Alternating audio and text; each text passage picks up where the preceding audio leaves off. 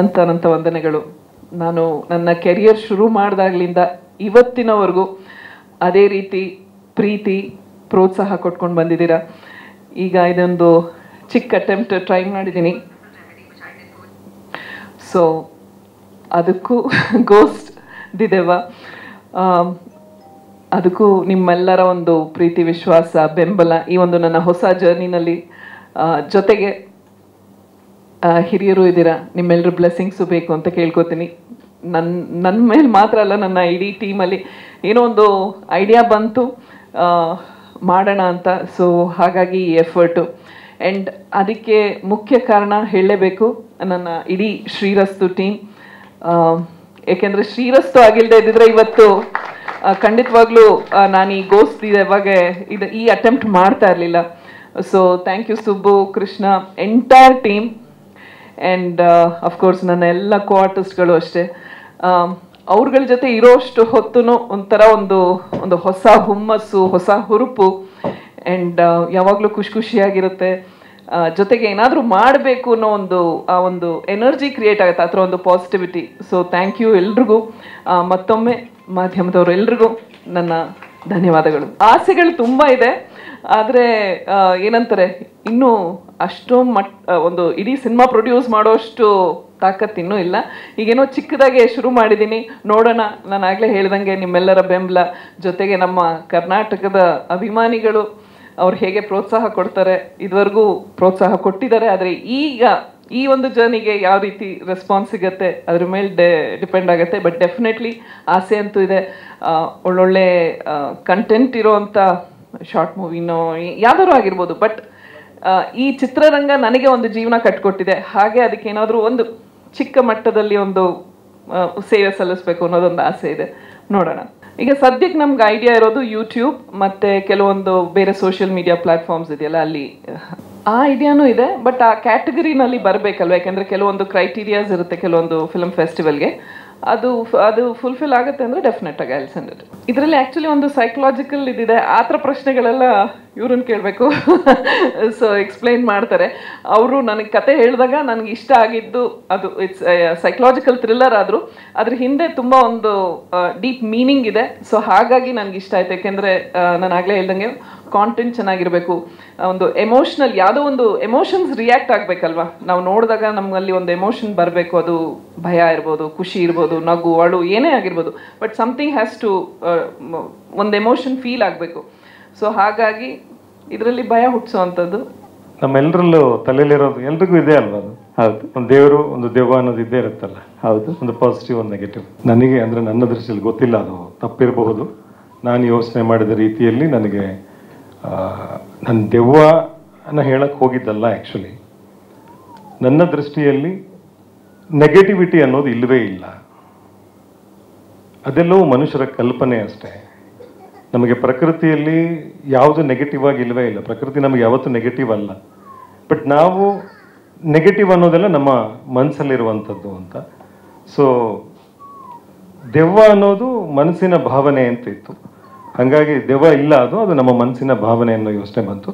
ದೆವ್ವ ಅನ್ನೋದು ಒಂದು ನೆಗೆಟಿವ್ ಎನರ್ಜಿ ಅಂತ ಎಲ್ಲರೂ ಮಾತಾಡ್ತೀವಲ್ವ. ಸೊ ನೆಗೆಟಿವ್ ಇಲ್ಲ ಅನ್ನೋದು ನನ್ನ ಕಲ್ಪನೆ ಆಗಿತ್ತು. ನನ್ನ ಕಲ್ಪನೆ ಅಲ್ಲ, ನನ್ನ ನಿಲುವು ಅದು. ಅದು ಎಲ್ಲರೂ ಒಪ್ಕೋಬೇಕು ಅಂತೇನಿಲ್ಲ.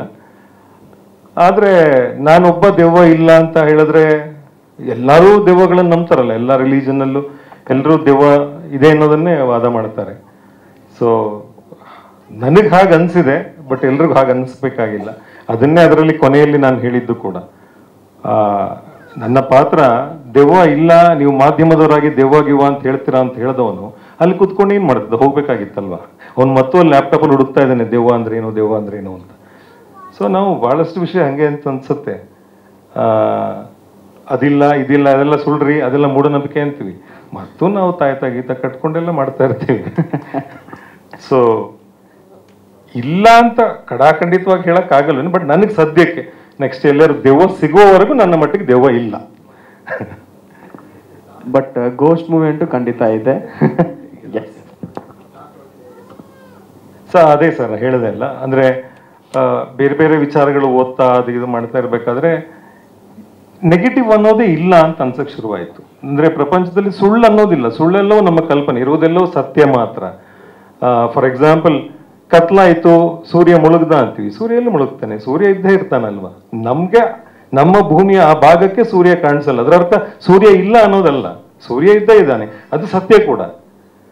ಉಳಿದಿದ್ದೆಲ್ಲವೂ ನಮ್ಮ ಕಲ್ಪನೆಗಳು, ಸುಳ್ಳು. ಕೆಟ್ಟದ್ದು ಅಂತ ನಾವು ಯಾವ್ದನ್ನು ಹೇಳ್ತಿದ್ದೀವೋ ಅದೆಲ್ಲವೂ ಒಬ್ರಿಗೆ ಕೆಟ್ಟದ್ದು ಅನ್ಸುತ್ತೆ, ಇನ್ನೊಬ್ರಿಗೆ ಒಳ್ಳೇದಾಗ್ಬೋದು. ಈಗ ರಾಬಿನ್ ಹುಡ್ ಸ್ಟೋರಿಗಳನ್ನು ತಗೊಂಡ್ರೆ ಅವನು ತುಂಬಾ ಜನಕ್ಕೆ ಉಪಕಾರ ಮಾಡೋನಾಗಿರ್ತಾನೆ, ಬಟ್ ಕಾನೂನು ದೃಷ್ಟಿಯಲ್ಲಿ ನೋಡಿದ್ರೆ ಅವನು ಕೆಟ್ಟವನಾಗಿರ್ತಾನೆ. ಹಾಗೆ ಎಲ್ಲವೂ ಹಾಗೆ ಅಲ್ವಾ. ಈಗ ಎಕ್ಸಾಕ್ಟ್ಲಿ ಓಕೆ, ನಾವು ಕಾನೂನಿನಲ್ಲಿ ಏನೇನಿದೆಯೋ ಅದಕ್ಕೆ ವಿರುದ್ಧವಾಗಿ ನಡ್ಕೊಂಡ್ರಷ್ಟೇ ಅದು ತಪ್ಪು ಅಂತ ಅಲ್ವಾ. ಕೆಲವೆಲ್ಲ ತಪ್ಪುಗಳು ತಪ್ಪಲ್ಲ ಅವರವರ ಮಟ್ಟಕ್ಕೆ ಹಂಗೆ. ಸೊ ಇದನ್ನ ಹೇಗೆ ಹೇಳಬೇಕು, ಅದ್ರ ಜೊತೆಗೆ ಸ್ವಲ್ಪ ಇತ್ತೀಚೆಗೆ ಈ ಏನು ಸ್ಪಿರಿಚುವಲ್ ಅಂತೆಲ್ಲ ಹೋಗೋರು ಜಾಸ್ತಿ ಆಗಿದ್ದಾರೆ, ಫಿಲಾಸಫಿ ಮಾತಾಡೋರು. ನನಗೆ ಅರ್ಥ ಆದ ಫಿಲಾಸಫಿಯನ್ನು ಇದರಲ್ಲಿ ಹೇಳಿದೆ, ಅದು ಗಮನಿಸಿದ್ರೆ ಇಲ್ವೋ ಗೊತ್ತಿಲ್ಲ. ಅಂದ್ರೆ ನಾನು ಯಾಕೆ ಈ ರೀತಿಯಲ್ಲಿ ಕತೆ ಹೇಳಿದೆ ಅನ್ನೋದಕ್ಕೆ, ಫಸ್ಟ್ ಮೇಡಮ್ ಕ್ಯಾರೆಕ್ಟರಲ್ಲಿ ಬರುತ್ತೆ, ಏನೋ ಹುಡ್ಕೊಂಡು ಹೋಗ್ತಾ ಇದ್ದಾರೆ. ನಾವೆಲ್ಲ ನಾರ್ಮಲ್ ಏನ್ ಹೇಳ್ತೀವಿ, ಪ್ರೆಸೆಂಟ್ ಅಲ್ಲಿ ಇರಬೇಕು, ಧ್ಯಾನದಲ್ಲೆಲ್ಲ ಹೇಳ್ತಾರಲ್ಲ ಪ್ರೆಸೆಂಟ್ ಅಲ್ಲಿ ಇರಬೇಕು, ಆ ಕ್ಷಣದಲ್ಲಿ ಇರಬೇಕು ಅಂತ. ನಾವು ಇವರು ಆ ಕ್ಷಣದಲ್ಲಿ ಇರಲಿಲ್ಲ, ಅಂದ್ರೆ ಆ ಕ್ಷಣದಲ್ಲಿ ಇದ್ರು ಏನನ್ನೋ ಹುಡ್ಕೊಂಡು ಮುಂದಕ್ಕೆ ಹೋಗ್ತಾ ಇದ್ದಾರೆ, ಅವರ ವೇಲು ಜಾರ್ ಹೋಗಿದ್ದೇ ಗೊತ್ತಿಲ್ಲ. ನಾವು ತುಂಬಾ ಜನ ಹಂಗೆ ಮಾಡ್ತೀವಿ ಅನ್ಸುತ್ತೆ, ನಾವು ಯಾವ್ದನ್ನೋ ಫೋಕಸ್ ಮಾಡ್ತಿದ್ದೀವಿ ಅನ್ಕೊಂಡು ನಮ್ಮ ಸುತ್ತಮುತ್ತ ನಡೆಯೋದನ್ನೇ ನಾವು ಮರೆತು ಹೋಗ್ತೀವೇನೋ, ಫೋಕಸ್ಸೇ ಮಾಡಲ್ವೇನೋ ಅಂತ ಆ ದೃಷ್ಟಿಯಲ್ಲಿ ಹೋದೆ. ಹಾಗೆ ಅಲ್ಲಿ ಒಂದು ಬಾಟ್ಲ್ ಸೌಂಡ್ ಆಗ್ತಾ ಇತ್ತು. ಆಕ್ಚುಲಿ ಅಲ್ಲಿ ಎಲ್ಲೂ ನಾನು ದೆವ್ವ ಇದೆ ಅಂತ ತೋರ್ಸೇ ಇಲ್ಲ, ಎಲ್ಲವೂ ಈ ಪಾತ್ರದ ಕಲ್ಪನೆ ಆಗಿತ್ತು, ವಾಸ್ತವದಲ್ಲಿ ಅಲ್ಲಿ ಏನೂ ಇರಲಿಲ್ಲ, ಅವರೇ ಎಲ್ಲವನ್ನ ಕಲ್ಪಿಸ್ಕೊಳ್ತಾ ಹೋಗಿದ್ದು. ಸೊ ಆ ಬಾಟ್ಲು ಮನಸ್ಸಿದ್ದ ಹಾಗೆ, ಮನಸ್ಸು ಸೈಲೆಂಟ್ ಆಗಿದ್ರೆ ಓಕೆ, ಸುಮ್ಮನೆ ಮನಸ್ಸು ಓಲಾಡ್ತಾ ಇತ್ತು ಅಂದ್ರೆ ಬೇಡದಿರೋ ವಿಚಾರಗಳು ಬರುತ್ತೆ. ಸೊ ಹಂಗೆ ಅವ್ರಿಗೆ ಅಲ್ಲಿ ಭಯ ಆಯ್ತು, ಯಾವುದೋ ಒಂದು ದೆವ್ವ ಇದೆ ಅಂತ, ಇನ್ನೊಂದು ಮತ್ತೊಂದು ತಿರುಗಿ ನೋಡೋದೇನಿಲ್ಲ. ಈ ಕಾನ್ಸೆಪ್ಟ್ ಅಲ್ಲಿ ಆದ್ರೆ ಈ ರೀತಿಯಾಗಿ ಇದನ್ನ ಹೇಳ್ಕೊಂಡು ಹೋಗ್ಬೇಕು ಅನ್ನೋ ದೃಷ್ಟಿಯಲ್ಲಿ ಹಿಂಗೆ ಮಾಡೋದು. ಒಪ್ಸಿದ್ದು ಅಂತ ಹಿಂಗೆ ಹೇಳಿದ್ದೆ, ಶೂಟಿಂಗ್ ಮಾಡೋ ಟೈಮಲ್ಲಿ ಅಲ್ಲಿ ಇಲ್ಲಿ ಫ್ರೀ ಇದ್ದಾಗ ಏನ್ಸಿದೆ, ಬೇರೆ ಏನಾರ ಕತೆ ಮಾಡ್ಕೊಂಡಿದ್ದೀರಾ ಹಂಗೆ ಹಿಂಗೆ ಏನಾದ್ರು ಕೇಳ್ತಿರ್ತಾರಲ್ಲ, ಹಾಗೆ ಕೇಳಿದಾಗ ಇಲ್ಲ ಈ ಥರದೊಂದು ಒಂದು 7-8 ಕತೆಗಳೇನೋ ಹೇಳಿದ್ದೆ. ಅವಾಗ ಇದು ಚೆನ್ನಾಗಿದೆ, ಥ್ರಿಲ್ಲರು, ಸೈಕಲಾಜಿಕಲ್ ಇದು ಮಾಡೋಣ ಅಂತ ಕೇಳಿದ್ರು. ಆಯ್ತು ಒಂದೇ 1 ವರ್ಷ ತಗೊಂಡೆ. ಅವ್ರಿಗೆ 1 ವರ್ಷದ ಹಿಂದೆ ಹೇಳಿದ್ದೆ ಕಾನ್ಸೆಪ್ಟ್ನ, ಬಟ್ ನಾನು ಯಾಕೋ ಮನ್ಸು ಮಾಡಿರಲಿಲ್ಲ, ಲೇಟ್ ಮಾಡಿ 1 ವರ್ಷ ಆದ್ಮೇಲೆ ಮಾಡಿದೆ.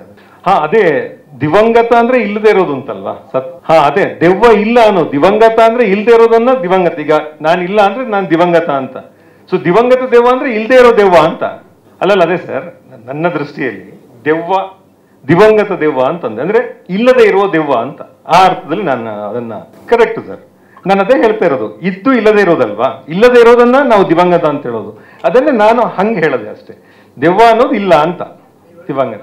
ಅದೇ ನಾನು ಹೇಳಿದ್ದು, ಅದನ್ನ ಮನಸ್ಸು ಅಂತ ಹೇಳಿದ್ದು. ಅದು ಮನಸ್ಸು ಅಲ್ಲಾಡ್ತಾ ಇದ್ರೆ, ಅಂದ್ರೆ ಸ್ವಾಸ್ಥ್ಯವಾಗಿ ಇಲ್ಲದೆ ಇದ್ರೆ, ವಿಚಲಿತವಾಗಿದ್ದಾಗ ಮನಸ್ಸಲ್ಲಿ ಬೇರೆ ಬೇರೆ ಕಲ್ಪನೆ ಹುಟ್ಟುತ್ತೆ ಅಂತ ಸಿಂಬಾಲಿಕಲಿ ಹಂಗೆ ಹೇಳಿದ್ದು. ಬಾಟ್ಲು ಗಾಳಿಗೆ ಅಲ್ಲಾಡ್ಬೋದಲ್ಲ ಸರ್, ಪ್ರಾಕ್ಟಿಕಲ್.